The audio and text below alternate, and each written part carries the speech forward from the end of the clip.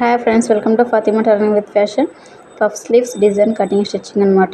పొడవు వచ్చేసి 14 ఇంచులు, అంటే ఫోల్డింగ్ మీద ఉంది క్లాత్. టోటల్గా వచ్చేసి 28 ఇంచెస్ అనమాట. ఓకేనా. పొడవు వచ్చేసి ఇక్కడ లాస్ట్కి హ్యాండ్స్కి ఖర్చుల కోసం ఒక 6 ఇంచులు అయితే ఎక్స్ట్రా తీసేసుకోవాలి. ఈ విధంగా కాట్ పెట్టేసుకోవాలి. ఇలా ఇలా కొలుచుకున్న తర్వాత కింద వైపు కూడా ఒక 6 ఇంచ్ అంత వరకు అయితే మార్చేసేసుకోవాలి. వీడియో చూపించే విధంగా మార్చేసుకొని కాట్ పెట్టేసుకోవాలి. ఓకేనా.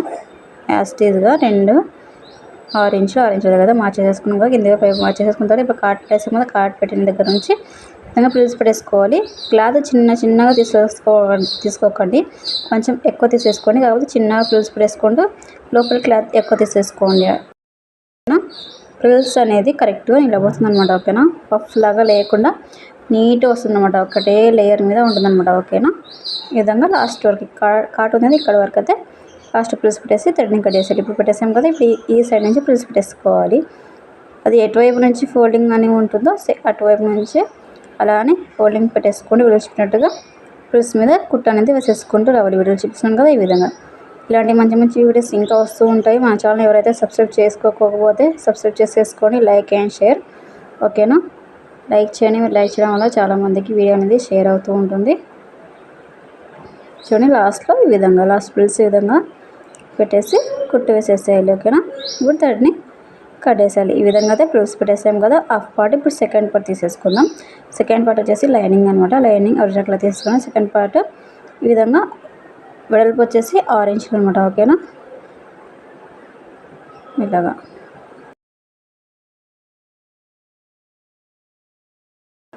పొడవు అయితే మీరు హ్యాండ్స్కి ఎంత పెడతారో అంత తీసేసుకోండి. ఓకేనా.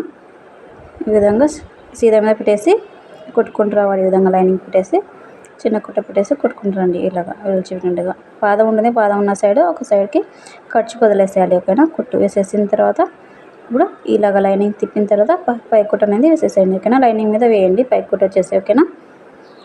ఇలా వేసిన తర్వాత లైనింగ్ మీద పై కుట్ట వేసేసాం కదా. ఇప్పుడు ఫోల్డింగ్ చేసిన తర్వాత ఒరిజినల్ క్లాత్ మీద పై కుట్ట అనేది వేసేసేయాలి. ఇలాగా వీడియో చెప్పినట్టుగా. ఓకేనా. ఈ విధంగా ఇప్పుడు థ్రెడ్ని కట్ చేసేయాలి. పై కుట్ట వేసేసాను కదా. ఇప్పుడు టోటల్గా కుట్ట అనేది వేసేసేయాలి. లైనింగ్ ఒరిజినల్ క్లాత్ జారిపోకుండా ఒక కుట్ట అనేది వేసేసేయాలి. క్లాత్ని ఈ విధంగా చేత్తో జరుపుతూ కుట్టు వేసేయాలి. చాలా ఈజీ మెథడ్ అనమాట ఇది.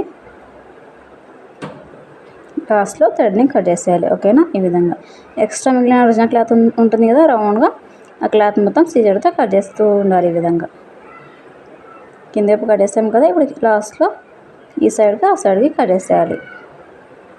ఇలా కట్ చేసిన తర్వాత ఇప్పుడు ఫస్ట్ కుట్టి పెట్టేసుకున్న పార్ట్ ఉంది, ఆ పార్ట్ ఇప్పుడు సెకండ్ పార్ట్ 2 పార్ట్ తీసేసుకుని జాయిన్ చేసుకోవాలి. ఈ విధంగా స్ట్రైట్గా కుట్టు వేసేసుకుంటూ రెండింటిని ఈ విధంగా కలుపుతూ కుట్టు అనేది వేసేసేయాలి. లాస్ట్లో థ్రెడ్ని కట్ చేసిన తర్వాత పైకి కుట్టు వేసేసేయాలి. ఓకేనా. ఈ విధంగా వీడియో చూపించినట్టుగా. పైన ఉన్న క్లాత్కి లైనింగ్ అయితే అవసరం లేదు, ఇలానే బాగుంటుంది లుక్ పఫ్కి. ఓకేనా. థ్రెడ్ని కట్ చేసాం కదా. ఇప్పుడు లేస్ తీసేసుకోవాలి. లేస్ తీసేసుకొని అటాచ్ చేసేసేయాలి. ఓకేనా. అంటే కుట్టు వేసేసేయాలి. నేనైతే గోల్డ్ కలర్ లేస్ అయితే వేస్తున్నాను, బాగుంటుంది లుక్ అయితే.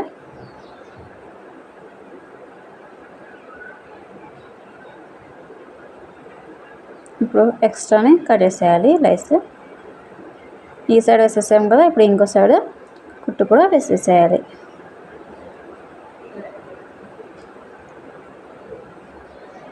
ఇలా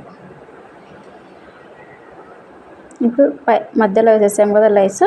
ఇప్పుడు కింద వైపు హ్యాండ్స్కి ఇలా కింద వైపు ఉంది కదా పింక్ బార్డర్, పింక్ పట్టికి పింక్ కలర్ ఉన్న పట్టి సైడ్ ఒక ప్లేస్ని కుట్ట అనేది వేసేసాలి. లేస్ కుట్టాలి.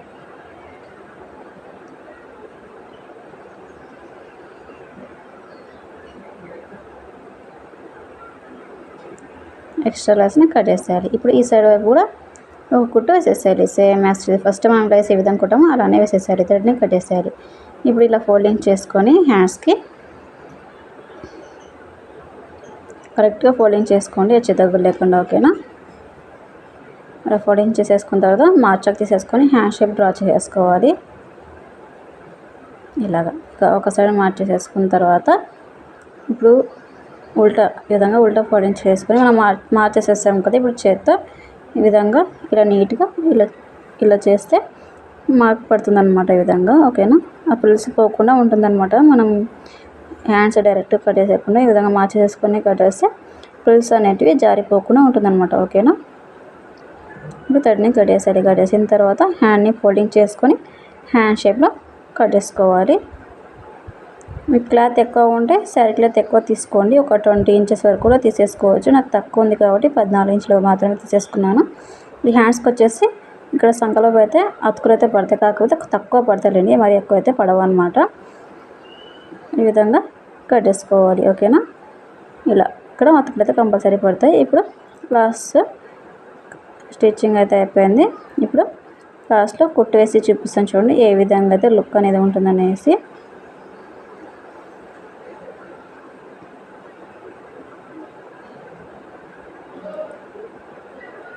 థ్రెడ్ని కట్టేసేయాలి ఇలా. ఇప్పుడు తిప్పేసి చూపిస్తాను చూడండి. Puff sleeves design is ready. చూడండి ఎలా ఉందో కామెంట్లో కమెంట్ చేయండి. లుక్ ఏ విధంగా ఉందో కామెంట్లో తప్పకుండా. ఓకేనా.